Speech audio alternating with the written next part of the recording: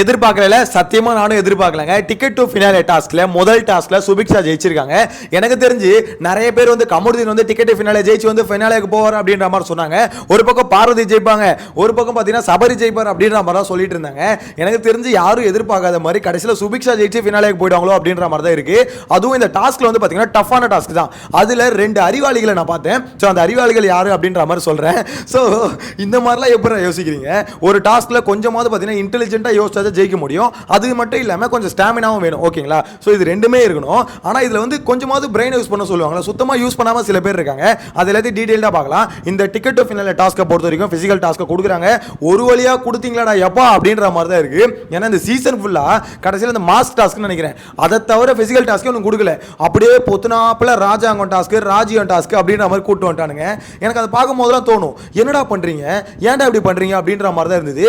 ஏன்னா கொஞ்சமாவது physical task கொடுத்துருந்தா இந்த சீசன் ஓரளவு கொஞ்சம் எங்கேஜிங்கா இருந்திருக்கும். ஆனா பிசிக்கல் டாஸ்கே நாங்க கொடுக்க மாட்டோம், இது வந்து எங்க கொள்கை அப்படின்ற மாதிரி பாத்தீங்கன்னா ஒரு முடிவு எடுத்து இந்த சீசன் ஃபுல்லா பிசிக்கல் டாஸ்க் இல்லாம இது வரைக்கும் கொண்டு வந்துட்டானுங்க.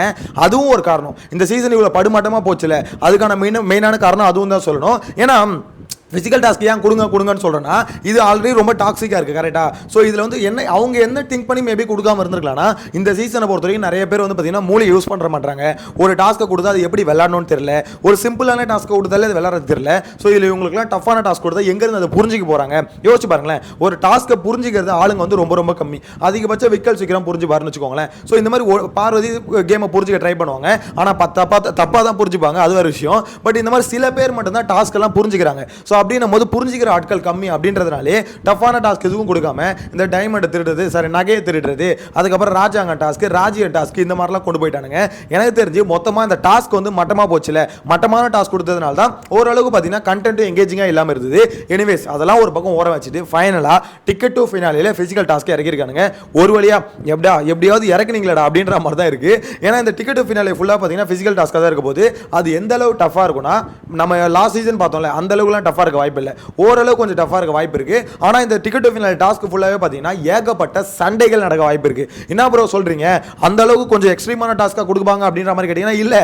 இந்த டிக்கெட் டு ஃபினாலே வந்து பார்த்தீங்கன்னா இந்த குரூப் கேம்லாம் சில இது நடக்கல. அதாவது நம்ம வந்து பார்ட்னர்ஷிப் வச்சுப்போம்.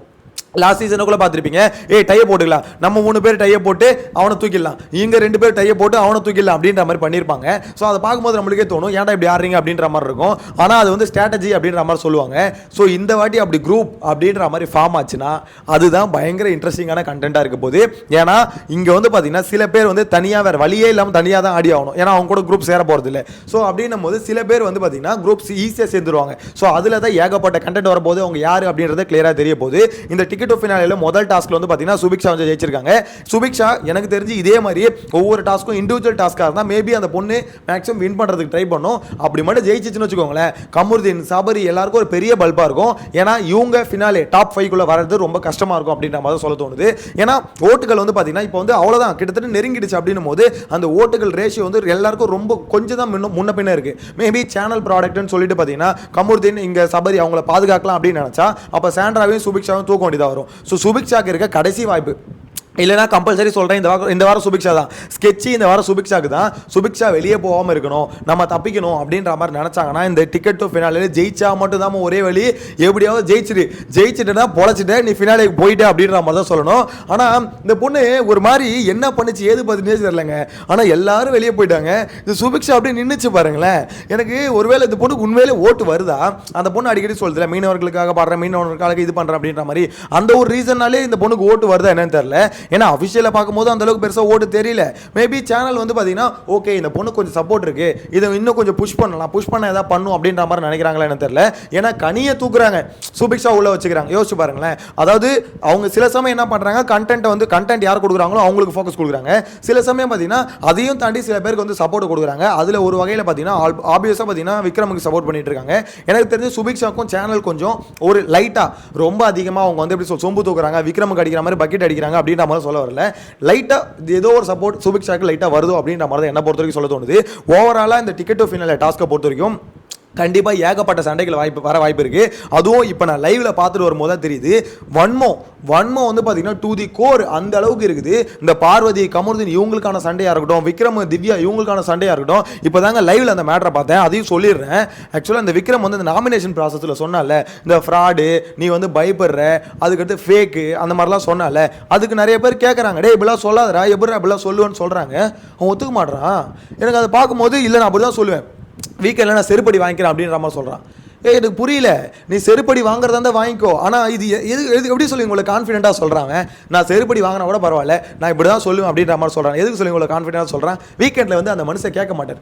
ஏன்னா அவர் என்ன பண்ணுவார், வீக்கெண்டில் ஒரு பக்கெட்டை தூக்கிட்டு வருவார், விக்ரம் உனக்கு நான் சொம்படிக்கிறேன் விக்ரம், சாரி பக்கெட் அடிக்கிறேன் விக்ரம். இப்போ பாரு நீ சொன்னதுக்கு எல்லாத்துக்கும் பார்த்தீங்கன்னா விக்ரம் அப்படி பேசுறதுல என்ன தப்பு இருக்குது, நீங்கள் பண்ணுறதுனால அவர் அப்படி தான் பேசுவார், அவர் எப்படி வேணால் பேசுவார், அவருக்கு ஒரு நியாயம் மற்றவங்களுக்கு ஒரு நியாயம் அப்படின்ற மாதிரி தான் இருக்குது. அதாவது பார்வதி வந்து போயிட்டு நீ வந்து கேவலமான கேம் ஆடுற அப்படின்ற மாதிரி சொல்லும் போது பார்த்தீங்கன்னா அது தப்பு, எப்படி அது கேவலன்ற வார்த்தையில யூஸ் பண்ற அப்படின்ற மாதிரி அப்போ குரல் கொடுக்குற இந்த எப்படி சொல்றது இந்த விளக்கண்ண. ஆனால் அந்த இடத்துல போயிட்டு நாமினேஷன்ல நீ ஃப்ராடு, நீ வந்து பார்த்தீங்கன்னா ஃபேக்கு, நீ வந்து பார்த்தீங்கன்னா எப்படி சொல்றது ஒவ்வொரு இதுவும் அடுக்குறாரு, பயப்படுற கோலத்தனமா இருக்கு அப்படின்ற மாதிரி அப்படியே ஒரு மாதிரி ரொம்ப இறக்குறாங்க, ரொம்ப பர்சனலாக இறக்குறான் அப்படின்ற மாதிரி தான் சொல்லணும். அது ஒரு மாதிரி அவனுக்கு மட்டும்தான் வரும், வேற யாராலையும் அது பண்ணவே முடியாது. ஸோ அந்த அளவு இறக்கி சொல்றான். எனக்கு தெரிஞ்சு இந்த விக்கல் சீக்கிரம் இருக்கால, சும்மா விட்டாலே திவ்யா வந்து பார்த்தீங்கன்னா வெளியே போயிட்டா. ஆனால் உங்களை மாதிரி ஆளுங்க என்ன பண்ணுறீங்க, நீங்கள் நல்லா ஏற்றி விடுறீங்க, பயங்கரமாக வந்து பார்த்தீங்கன்னா பில்டப் தரீங்க. இதெல்லாம் கொடுக்கும்போது என்ன ஆகுது, ஓகே அப்போ வந்து பயங்கரமான ஏதோ ஒன்று நடக்குது, நம்ம திவ்யாவுக்கு வந்து பார்த்தீங்கன்னா ஒரு அநியாயம் நடக்குது, நம்மளாம் சப்போர்ட் பண்ணணும் அப்படின்னு சொல்லிட்டு அநியாயத்துக்கு பார்த்தீங்கன்னா ஓட்ட போட்டுருவானுங்க. எனக்கு தெரிஞ்ச விக்கல் சீக்கிரம் தான் கண்டிப்பாக திவ்யா தூய்மை ஃபினாலே ஸ்டேஜில் நிற்க வைக்க போகிறாரு அப்படின்ற மாதிரி தான் சொல்ல தோணுது. இன்னொரு மேட்டர் ஒன்று சொல்லவா, இந்த டிக்கெட் ஃபினாலே டாஸ்க் இருக்குல்ல, அந்த டாஸ்க்கை பொறுத்த வரைக்கும் பார்த்தீங்கன்னா 2 பேர் ஷூ இல்லாமல் நிற்கிறாங்க. யார், திவ்யாவும் பார்வும். இந்த அறிவாளிகள் சொன்னல, இந்த 2 அறிவாளிகள் தான் 2 பேரும் ஷூ இல்லாமல் நிற்கிறாங்க. அதாவது இந்த டாஸ்க்கை பார்த்தோன்னே தெரிஞ்சிருக்கும், வெறுங்கால நிற்கிறது செம கஷ்டம், பயங்கரமாக வலிக்கும். மினிமம் நீங்கள் ஷூ போட்டால் தான் அந்த இடத்துல பார்த்தீங்கன்னா வலி இல்லாமல் ரொம்ப நேரம் தாங்கவே முடியும். அந்த இடத்துல போயிட்டு அறிவாளித்தனமாக யோசிக்கிறேன்னு சொல்லிட்டு ஷூ இல்லாமல் போய் நின்னாங்க. அதனால தான் ஃபோக்கஸ் அங்கே காமிக்கிறாங்க. ஏய் என்னையா யோசிக்கிறீங்க நீங்கள், பயங்கர அறிவாளித்தனமாக யோசிக்க. அவங்க என்ன நினைக்கிறாங்க, ஷூ இல்லாமல் நின்னா வலுக்காது போல, நல்லா கிரிப் இருக்கும் போல அப்படின்னு தான் நினைச்சாங்களே என்னன்னு தெரியல. அந்த இடத்துல அப்படி நிற்கக்கூடாது, ஷூ போட்டுனா தான் ஓரளவுக்கு பார்த்தீங்கன்னா அந்த பெயின் வந்து தெரியாது, நம்ம போனுக்கு வந்து தெரியாது. இவங்க ஷூ இல்லாமல் அப்படியே நின்ட்டாங்க. அதுலேயும் ஃபைனலாக அரோரா சுபிக்ஷா நம்ம வந்து எதிர்பார்க்கவே இல்லை, எவனோ டஃப் கொடுப்பான்னு நினச்சா அங்கே அரோராவும் சுபிக்ஷாவும் தான் டஃப் கொடுக்குறாங்க. இந்த இடத்துல நம்ம அதாவது டிக்கெட் ஃபினாலே வரும்போது சொன்னாங்க அரோராலாம் ஒன்றும் இல்லை, ஃபிசிக்கல் டாஸ்க் வந்து அது தண்டம் அப்படின்ற மாதிரிலாம் நிறைய கமெண்ட்ஸ் வந்துட்டு இருந்தது. எனக்கு அதை பார்க்கும்போது இப்போ அதெல்லாம் ஒன்றும் இல்லை, நான் டஃப் கொடுப்பேன்டா, அந்த பொண்ணு கிட்டத்தட்ட மயக்கம் போட்டு வெல்ற அளவுக்கு நின்று இருக்கு. ஏன்னா சுபிக்ஷாவும் அரோரா அவ்வளோ டஃப் கொடுத்துருக்கேன், மேபி பாடி வெயிட் கம்மியாக இருக்கிறதுனால நின்றுக்கலாமோ அப்படின்ற மாதிரி ஒரு ஆங்கிள் யோசிக்கலாம். ஏன்னா அந்த அளவுக்கு பார்த்தீங்கன்னா ஹோல்ட் பண்ணி நிற்கணும். அதையும் தாண்டி அவங்களுக்கு ஒரு ஸ்டாமினா இருக்குல்ல, ஒரு பவர் இருக்குல்ல, அதையும் நம்ம பாராட்டி தான் ஆகணும். ஏன்னா அந்த இடத்துல ஒன்றுமே இல்லை சுபிக்ஷா, ஒன்றுமே இல்லை அரோரா அப்படின்னு பேசின இடத்துல நீங்கள் எல்லாரும் அவுட்ரா, நாங்கள் 2 பேருக்கு வரைக்கும் கடைசி வரைக்கும் நிற்கிறோம் அப்படின்னு நின்னாங்களே, உண்மையிலே பெரிய விஷயம் தான். எனக்கு தெரிஞ்சு பரவாயில்ல, இந்த மாதிரி வந்து அவங்க எக்ஸ்பெக்ட் பண்ணாத ஒரு ஆள் யாராவது டிக்கெட் டு ஃபினாலே ஜெயிச்சா கொஞ்சம் இன்ட்ரெஸ்டிங்காக இருக்கும். ஆனால் மற்றவங்களுக்கு வந்து பார்த்தீங்கன்னா அதிர்ச்சியாக இருக்கும். ஐயோ இன்னும் 4 பிளேஸ் தான்.